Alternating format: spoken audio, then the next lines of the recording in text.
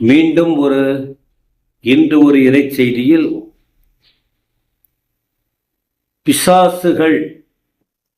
பிசாசுகள்னு சொல்லியிருக்கு. மத்தேயு 8:31 2 பேர் பிசாசு பிடித்தவர்கள். இந்த இடத்துல பிசாசு என்று அல்லாம பிசாசுகள் சொன்ன காரியம் என்ன என்பதை 31 பார்த்தோம். ஆண்டவர் பிசாசுக்கு பதில் கொடுத்தாரா? ஒரு சான்ஸ் கொடுத்தார். 32 என்ன கேட்டாங்க அந்த பிசாசுங்க? என்ன கேட்டது? என்ன துரத்துனீங்கன்னா, ஏன்னா வேற யாரும் எங்களை துரத்த முடியாது. எங்களை துரத்தது உங்களால தான் முடியும்.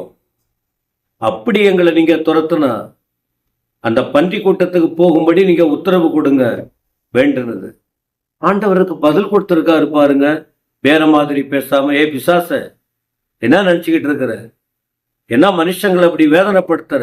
அப்படியெல்லாம் சொல்லாம ஒரே ஒரு வார்த்தை சொன்னார், போங்க, நீ பன்றி கூட்டத்துல போகணும்னு தானே விரும்புற, போ என்றார். அவைகள் புறப்பட்டு பன்றி கூட்டத்தில் போயின. அப்பொழுது பன்றி கூட்டம் எல்லாம் உயர்ந்த மேட்டிலிருந்து கடலிலே பாய்ந்து ஜலத்தில் மாண்டு போயின.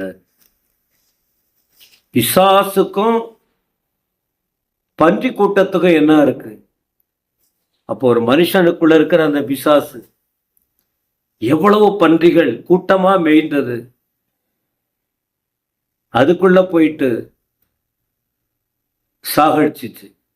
மனுஷனை சாகடிக்க வேண்டிய சத்துரு பிசாசு இன்னைக்கு இந்த மற்ற ஜீவன்களை ஒண்ணு இருக்கு.